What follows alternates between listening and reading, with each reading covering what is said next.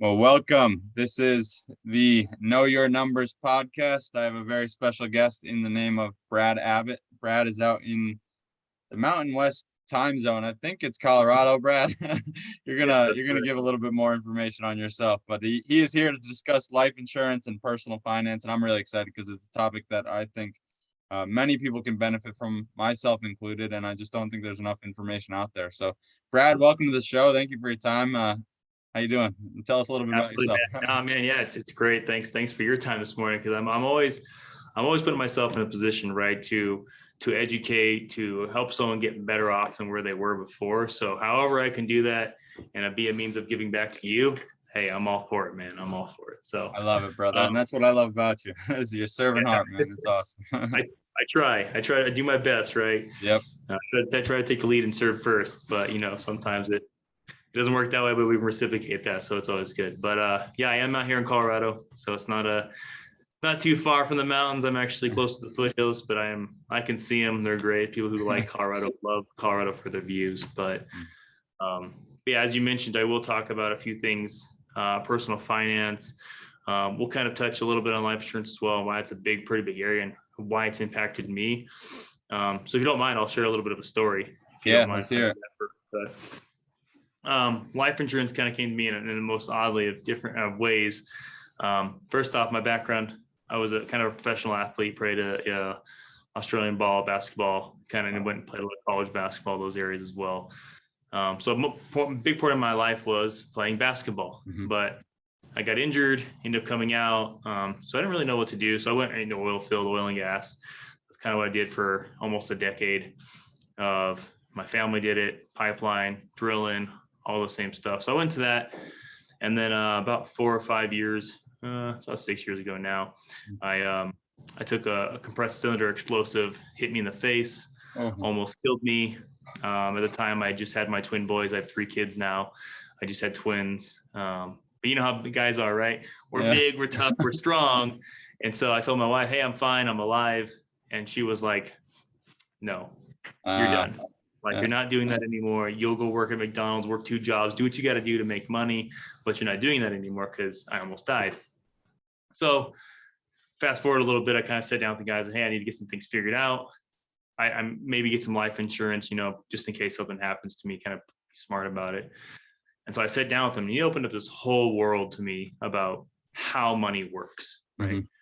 Where to put it, what to start doing with it, and how to make it work for you in a sense. And that really just blew my mind, because it didn't exist. And a lot of listeners, you'll probably agree, as well as you, that doesn't happen in school. They don't teach you about finance in school. Maybe they'll teach you about accounting, but that's not personal finance. That's not teaching you about how money actually works. And once you understand that, it opens up a lot of doors. So that's where I was at. And so he sat down, showed me a few things, and it just escalated my mind to a higher level of thinking of what I could actually do with the money I was making. And at the time, I was like, so I've been doing oil and gas for, almost a decade. How long have you been doing this? And he's like, about 13 years. So I was like, great. So what does someone like you make if your tenure? And he's like, I make about 7 figures. And I was like, what? 13 years? I've been doing this for almost a decade. So there's a huge time gap. Right? Yep. Somewhere in like, you're making this much money, I'm making this much money, I'm killing myself, you're not. Right. What's the turnkey here? And so he said he would train me, get me into the industry part-time, work part-time for 3 or 4 years on top of that, and was able to replace my income. And kind of now I just educate and teach people all different types of lifestyles, businesses, personal finance, young generations, old generation, retirement income, basically the lifestyle investor mentality. I teach them how to make money work for them. And so that's kind of my short story in a sense of kind of where I got to where I'm at to be, and how I'm able to help people along the way.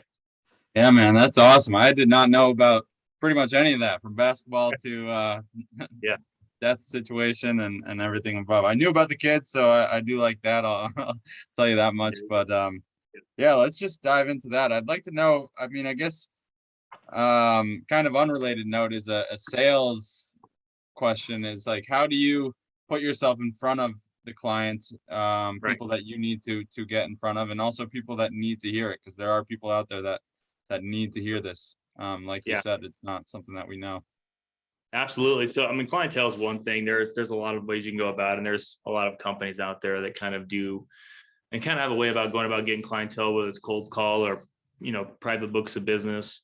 Yep. I'm a lot of referral based now as well, but a lot of warm market stuff. So referrals, warm market, people who are looking to advance their financial lifestyle, like grow that part, right?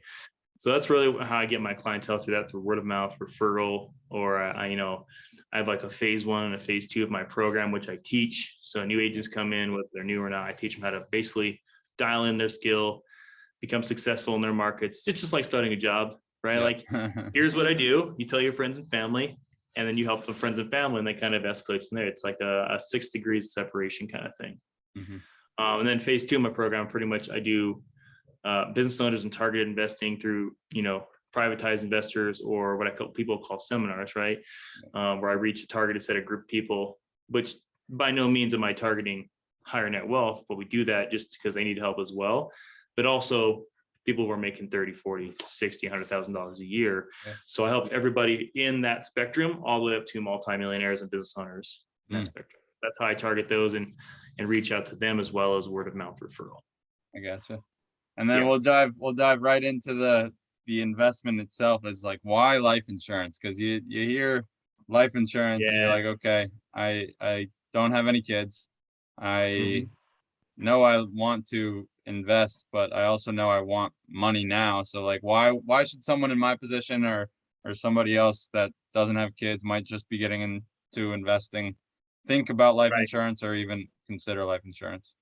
Right. And I'll talk kind of vague on this in a sense, because there's a lot of wide range of things you can do with it. Right. And for someone who's out there listening, if you're young, 18 or older, you can kind of control what we call a legal adult in today's day, right? There's a lot of things you can start doing, and life insurance is a huge part of that, because we don't always need life insurance. If we have no kids, no home, and a sustainable income that supports having life insurance, why have it? Right. So the question is, why do we need it? Well, they don't always need life insurance, but we need tax insurance. And by that, I mean like a place where you can accumulate in cash and tax grow money without the taxes being affected in that short term. And so life insurance is one of the only places that I know of, and I've been in the industry for a while, that can accumulate uninterrupted compound interest, right? There's other tax favored investments out there. Roth IRAs are great investments, right? For people who are getting started, right? And there's 401k Roth IRAs. There's municipal bonds that are also tax-free, right? But there are certain restrictions on Roth IRAs. They're a government run program. So take that in consideration as well, right? I'm not going to speak bad on that, but they all kind of fit their part. They all have their place for, investing, as well as accumulating growth and assets. So for kids, I would say, starting off, if their parents don't have something in place for them now, a lot of parents tend to kind of go towards 529 plans. And if you know what 529 plans are, there's something a parent or a grandparent can fund for their kids to eventually go to college. So that's a great place that a kid can take over those investments as well. The downside to those, again, is you can only use them for school. Otherwise, they're now being taxed if you don't go to school. So if you have a kid who doesn't decide to go to school, but he wants to start a business, then that money would be taxed. So they fit certain niches and certain reasons why they would use it. They're tools, they're products that you can use to escalate or growth inside of an asset. So life insurance for me is the only place you can have the uninterrupted compound interest, right? As well as it's a qualified plan, right? It's a place you can actually put money. You can use it at any point in time. There's no rule on when you can use it and how you use it, or a time period like a Roth where it's 59 and a half before you can touch it. There's no tax benefits to it. It grows, tax free. So it's a great place to park cash in a, IRS sanctioned vehicle, to say. And it duels as a product that protects one's life, for one, in case of a tragic passing or whatever it may be. And two, living benefits. So in case someone comes down with cancer, critical illness, or chronic illness or terminal illness of some sort, that money's there to actually help fund if they lose their job or can't perform, I think it's 4 to 6 ADLs as a lifestyle. They can't, go to the bathroom by themselves, those type of things, or those things come into play as well. So really, it's just it is the one size fits all kind of structure, Mhm. but you can use it for a multitude of reasons to becoming a lifestyle investor as well. Wow. Yeah, that's awesome, man. And I do know that there's a lot of tax advantages to it, and that's one of the highlights. But I also know that's kind of hard to communicate to a certain clientele. The younger Yep. generation, we haven't really experienced high taxes, but we're gonna experience them if the current administration is any indication. So I like, how do you communicate that to someone who might be like, taxes, I'll figure it out when I get there, when in reality they're going to be the biggest expense that we incur over our lifetime? Yeah, most people. I mean, that's a very true statement. So, it's something we can't see, right? It's Yeah. something that's pretty good. So if it's out of sight, it's out of mind. Hmm. And so a lot of us don't think it's relevant to have to worry about that right now. Well, let's go make more money. Well, the more you make, the more they will take. Yeah. Eventually. And you're right, taxes have gone up every year. People don't realize taxes keep on going up, and they're going to keep going up until it explodes, right? That's the way it works.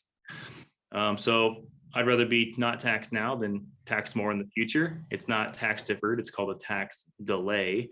And so we don't want that to be delayed any further. Being taxed on $500 is a lot more than being taxed on a lot better than being taxed on 5 million. Right. Right. So I'd rather, but to kind of relate that to somebody there's no real good way of doing it. Yeah. Per se. It's just having the mentality of who do I talk to? Where can I get the advice? Being open to learning more. But if I'm a young kid and I'm watching this, right, and I'm like, well, I don't make a lot of money, Hmm. or I don't have a business, or I don't have a plans or a kids, a family. Why do I need life insurance, right? It's not about why we need it. It's about starting now. Yeah. Start now. There's only 3 ways you can grow money. Like you can chop it up however you want, but there's only 3 ways you can really grow money. One is how much you're starting with. Hmm. So if I'm a late and I'm trying to retire, and there's 15 years, I'm going to have to put quite a bit of money away to retire, right? Like Yeah. $6,000 to $8,000 a month. If I have a $2 or $3 million goal and I want to live off $100,000 a year, Yeah. I'm gonna have to put away at least a lot of money real quick, Hmm. right? And there's time Yeah. versus compound, right? How long do I have for that money to accumulate over time? And hopefully there's no taxes involved with that accumulation, right? Yeah. How long do I have over that time period? And then 3 is the interest rate. What's the rate of return that money is actually going to earn over a certain period of time with the amount of money that's there? Hmm. So you can blend them all 3 together. You can work in separate sections, and most time they all 3 work in tandem. But if you're running out of time, then it's the other 2. If you have a lot of time, then it's how much and what's the interest rate. Yep. Right. So where are we putting the money? How's it working for us? And what are we going to do with it? I like it. And there's so much to unpack here. I think it is an interesting vehicle, and something that's foreign to a lot of us. I know I didn't even know about it until probably a couple months ago. I picked up a book, but we're fed a lot of information on the importance of like index funds, and I mean maybe even real estate.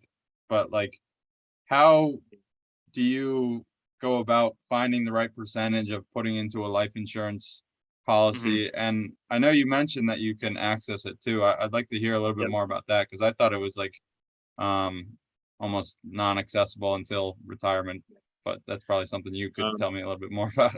Yeah, no, it's a great question. I'm sure and it's kind of, and I'm going to keep it kind of vague because these plans are specifically developed. Yeah. Like if you want life insurance, great, go to a State Farm, and I'll stay at Edward Jones, and I'm going to name drop because I can, right? I don't care because those are pretty known brands, but they're going to sell you life insurance and it's going to be expensive. They're not going to customize a plan for you. They're going to push you towards investments that are going to be more so tax deferred or taxed on the profits, right? And that's not, taking a shot at them. That's just what they do, right? Yep. So when I sit down with the client, it's basically saying like, here's where they're at. Where do you want to be? So I'm going to implement goals, strategies, tactics. So then I can then customize a personal plan for them to get them to where those goals, and because without that, they're just hopes, wishes, and dreams. Yeah. Without a plan put in place, without actually action, they're hopes, wishes, and dreams. So we want to make sure that we have that, whatever access to the money. Any place is a good place to start. It's not so much about how much. Of course, there is a starting point where like, hey, you have to actually start doing more of which, but that depends on the client, right? Where they want to be, what they want to have.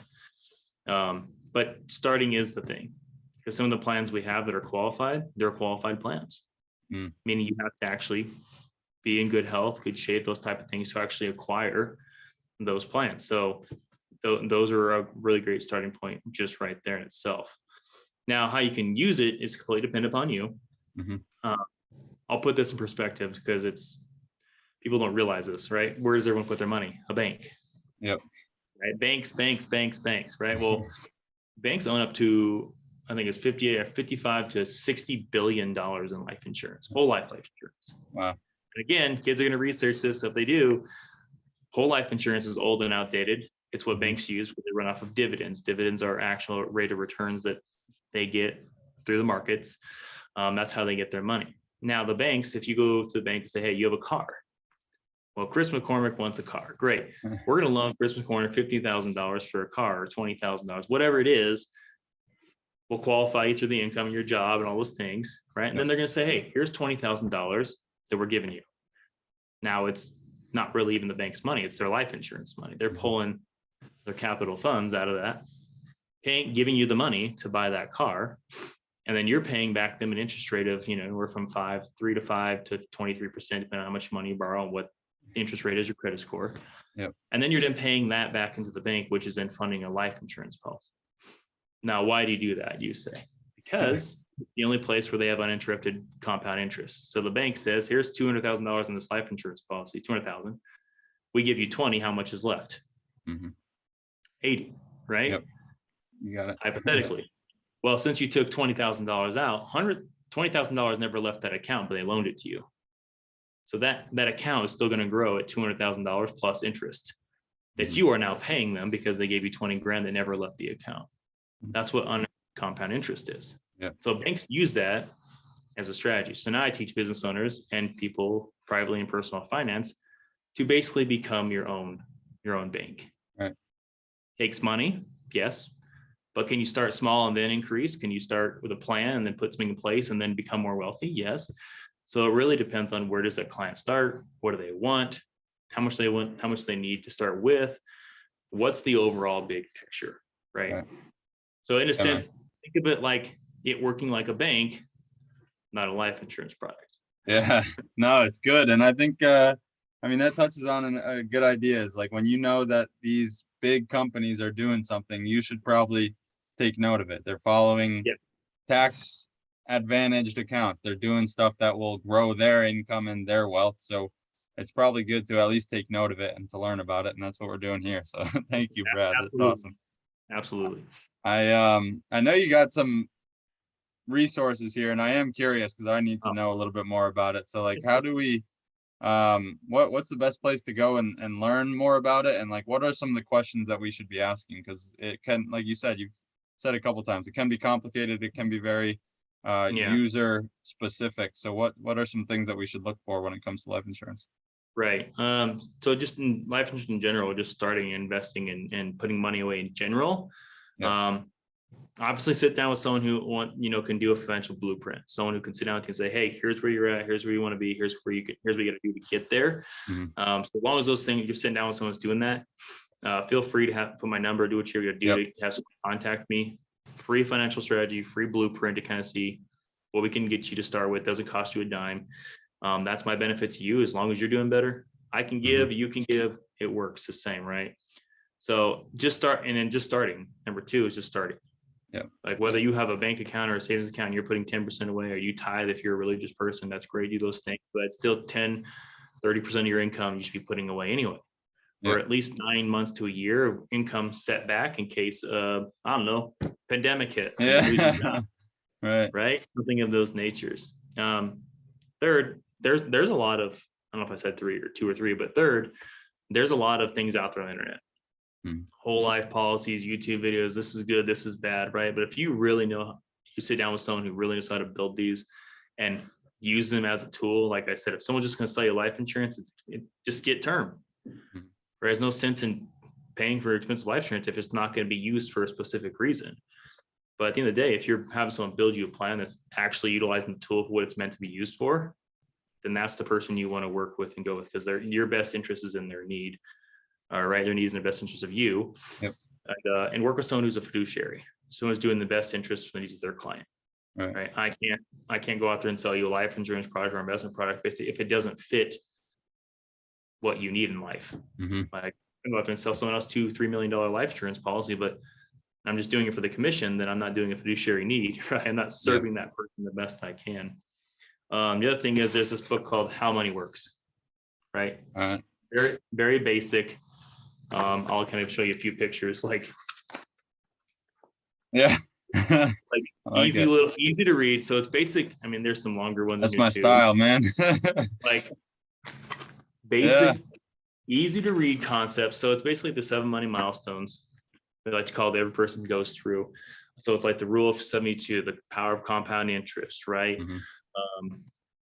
Time versus money. What do we put away? All these things are going to be in this book, very simple to understand about how banks use the money.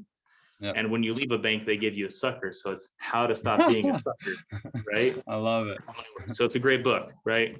And the other one is if you're a knowledgeable reader and you want to know exactly how these plans really work, there's another book out there called The Power of Xero. Great book. This one's by Patrick R. Kelly. I give all my clients these books so they know what they have. Because at the end of the day, it's a lot of information, right?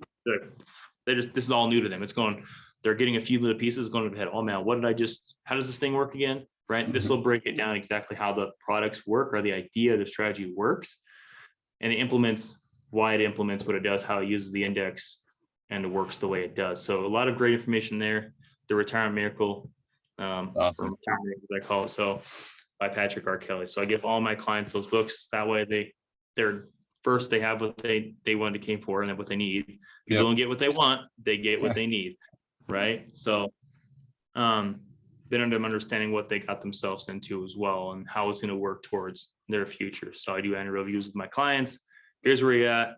Here's what we've done this year. Here's where I'm going. Are we on pace? When you change some things, you lose a job, married, fired, divorced, quit, whatever. We analyze those things annually for our clients as well. So those are some of the light resources. I do have a few other things I think around, but those are the 2 main resources I would kind of lean on if you're just starting, get some basic education with how the money works, where to start putting it, those type of things, and then obviously the strategy of what life insurance provides. So that's awesome, man. Well, I appreciate you sharing that. And if you're really looking to confuse yourself, you could also look at the U.S. tax code. I'm sure you could find some good insights on how to avoid some taxes there. But that's awesome, Brad. Talk to your CPA. Exactly.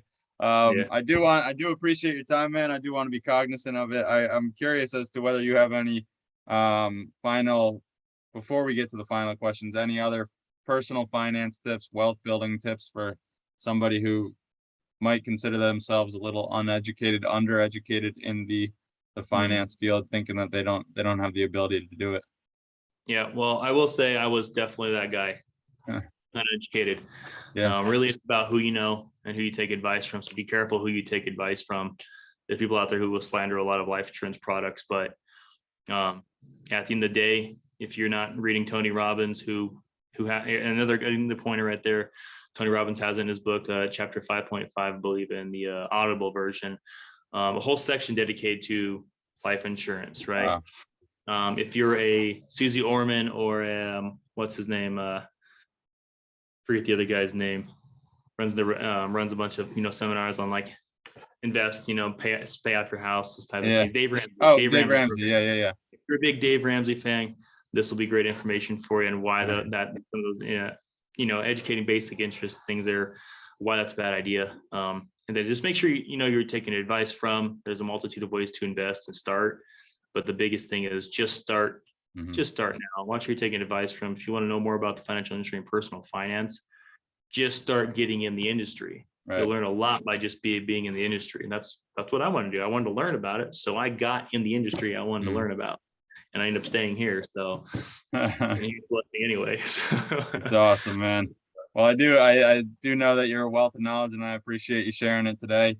I'll leave your contact information and all that good stuff in the show notes. But before we close, I do ask one final question with all guests, and that is, Brad, what is one truth about money that most people don't understand or don't think is true?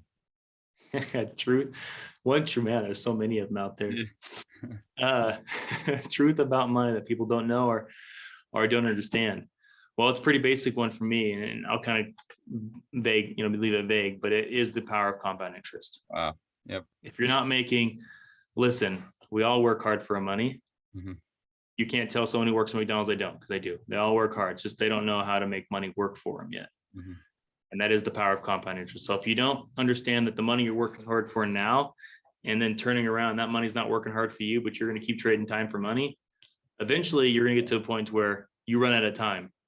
And then money stops coming in. So that money that you're working hard for, it better be working hard for you. And that's the power of compound interest. So keep taxes out of it, make sure the money's working as hard as you're working for it. And that'll change a lot of their financial situation just with that one tactic itself. So make sure you understand that at least, and then we can move forward and talk about a lot of other things from there. Amen, bro. Well, that's awesome. I think that's a great place to close. And once again, man, I appreciate you, all that you bring to the table. I'm looking forward to our conversation tomorrow. I know that's happening. So I'll be getting myself a life insurance policy, folks. You need it, man. You need it. Amen. We all do, apparently, at the end of this conversation. So Brad, I appreciate you. We'll be talking soon, but enjoy the rest of your day, and thank you for your time. Awesome, bud. Thanks for your time, and feel free to reach out to me, whoever has questions or just whatever they want to do, just have them reach out to me. I appreciate it, man. Amen. And I'll link social stuff below Awesome. too, and all that good stuff. So thanks again, Brad. We'll talk soon. Awesome, buddy. Have a great day, guys. Bye. See ya.